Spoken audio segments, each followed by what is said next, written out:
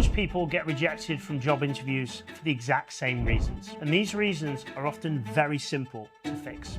At Raw Selection, we interview graduates every single week, and over again, we started noticing the same pattern of mistakes. Weak answers, poor communication, no structure, candidates talking for 2 minutes without actually saying anything. And the frustrating thing is, a lot of these people are genuinely smart and capable individuals. They just haven't been taught how to interview correctly. So in this video, I want to break down the proven interview method that immediately helps graduates just like you stand out in competitive interview markets. We're going to cover the 5 bulletproof answers to common interview questions, alongside practical techniques that instantly improve your communication, your confidence, and your overall interview performance. Because if you want the role, you need to understand this. Interviews are not about sounding impressive. They're about making the employer feel confident about hiring you. 5 bulletproof answers to common interview questions. Most graduates think interviews are about saying the right thing. They're not. Interviews are about proving you can clearly communicate professionally and take feedback, solve problems, and operate in a high-performance environment. This is what employers are actually assessing. They are looking at your coachability, your competitiveness, resilience, communication quality, conscientiousness, and of course, your speed of learning. Top candidates structure their answers correctly. This is where the STAR method comes in. STAR stands for situation, task, action, result. Situation is the context. Task is what's needed to happen. Action is specifically what you did, and result is the measurable outcome and what you learn from it. The reason this framework is so powerful is because it forces your answer to become evidence-based instead of emotional or vague. Most candidates say things like, "I'm hardworking." Top candidates prove it. For example, instead of saying, "I'm hardworking," a top candidate will say, "During university, I balanced my degree with 2 part-time jobs while maintaining strong attendance and achieving a first-class degree." This is instantly more believable because it's backed by evidence. So let's break down the first interview question that almost everybody gets asked. Tell me about yourself. Most graduates completely mess this up because they start telling their life story. Employers aren't trying to understand your life story. They want to understand how you operate and how you'll operate in their environment. A much stronger answer would sound something like this. "I've always put myself in environments where output is measured and feedback is direct. Alongside my degree, I balance part-time work and outside commitments, like being the captain of the rugby team at university and also part of the debate team. As a result of all of this, I've achieved a first-class degree and become known for my consistency and follow-up." That answer works because it communicates discipline, organization, accountability, and performance without directly saying, "I'm disciplined." Another common question is, why did you choose this industry? Again, most candidates answer emotionally instead of strategically. They say things like, "It seemed interesting," or "I thought I'd enjoy it."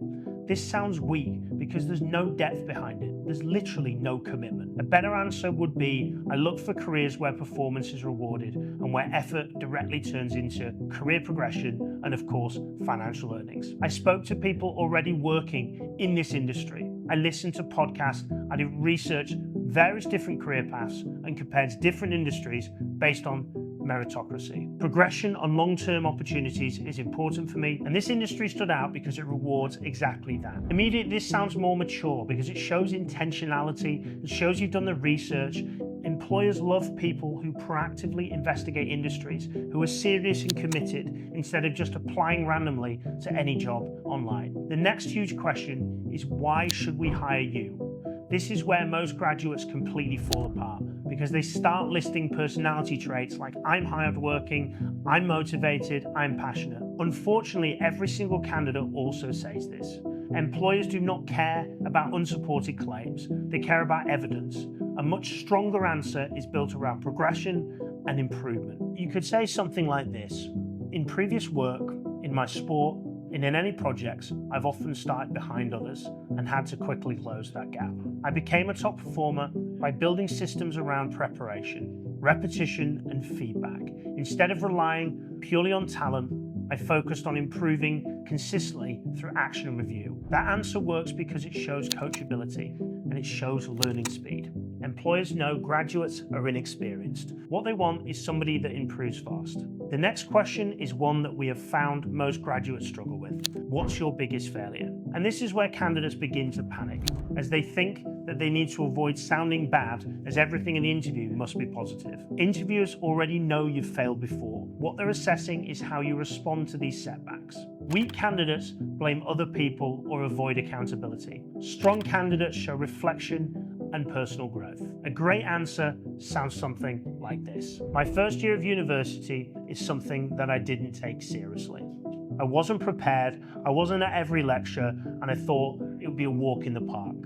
My A-levels and my early GCSEs didn't take a huge amount to get the great results that I wanted, but my degree was different. What I learned after my first year, that I wasn't on track for the first that I was looking for. It wasn't on track by the first by my own personal standards, and things needed to change.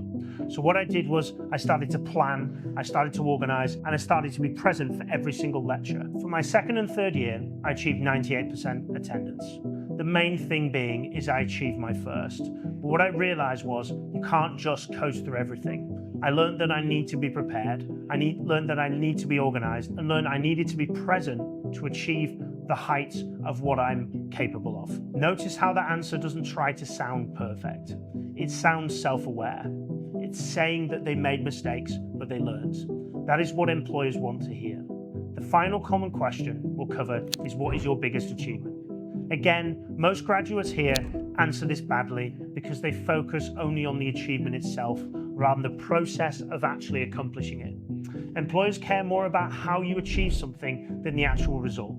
It's again coming back to the math question. You might know the answer, but you've got to show your workings out.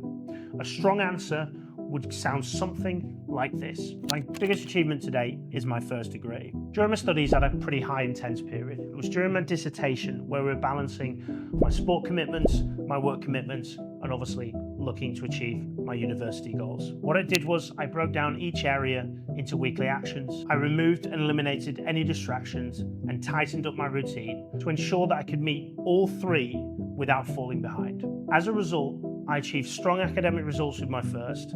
I actually made captain during that period of the rugby team, and then lastly, still managed to continue all of my work commitments and actually took on some extra shifts to make some more money to fund my university degree. This answer focuses on process, on discipline and execution. That is what high-performing employers care about. Now, beyond your answers, communication is massively important. Slow down when you speak. Most graduates go into an interview nervous and they, of course, talk incredibly quickly because you're nervous and they think that speed will get them through that faster. It actually sounds panicked. What I needed to do is to pause before answering, to think, then speak clearly in short sentences, just like I'm doing right now. Also understand answer length discipline. Most answers should only last around 60 to 90 seconds, unless they ask you for more detail. If you catch yourself rambling, stop and summarize. Say something like, let me tighten that up. The key point is X, Y, and Z. This instantly shows that your communication, your control, and your self-awareness are there. Body language also matters. Sit slightly forward, maintain eye contact, keep shoulders back, and don't fidget. If you've got a pen or other items that are going to distract you, put them out the way. Employers are constantly asking themselves, could I confidently put this person in front of my clients? Your body language influences this more than you actually know. Another underrated thing is asking better questions at the end of the interview. My frame is that we're measured by the questions we ask more than the answers we give. Weak candidates typically ask about holidays, breaks, work from home, and this immediately gives the wrong impression. Strong candidates ask questions around their career progression, around the expectations of the role, around what performance standards look like and what will separate them as a top performer. This signals very clear ambition. One of the strongest ways to close an interview is to say, based on what we've discussed and my prior research, I'm very interested in this specific opportunity for X, Y, Z reasons. What you want to do is give 2 or 3 of those. Then ask them, what reservations do you have about my candidacy in taking me to the next stage? Most candidates are obviously terrified to ask that latter question, but it's incredibly powerful because it allows you to handle concerns live instead of leaving the interview and hoping for the best. Now, before we finished, there's another area where graduates massively underestimate the importance of first impressions, and that is what to wear. Honestly, this is one of the easiest ways to immediately separate yourself from weaker candidates because so many people still turn up underdressed. So let's make this simple rule. Rule number 1, always dress smart for an interview. And rule number 2, if in doubt, follow rule number 1. Interviews are professional environments, and whether people like it or not, interviewers make assumptions incredibly quickly. If you look sharp, organized, and professional, people will subconsciously assume that's the case. They will assume that you're more prepared and you're therefore more competent. So if in doubt, suit up, especially if you're interviewing in professional services, executive search, sales, finance recruitment, consulting, or any client-facing environment. But also understand this, when it comes to attire, fit matters more than brand. A well-fitted, affordable suit looks better than expensive, badly fitted one. Because if an employer has 2 equally capable candidates in front of them, one looks sharper, more prepared, more professional, that candidate already has an advantage before the interview even hits go. If you take one thing from this video, let it be this: top candidates do not rely on talent or confidence. They rely on preparation, structure, and communication. Most graduates walk into interviews hoping things will go well. Top performing candidates prepare systems, evidence, stories, examples, and structure before they even enter the room.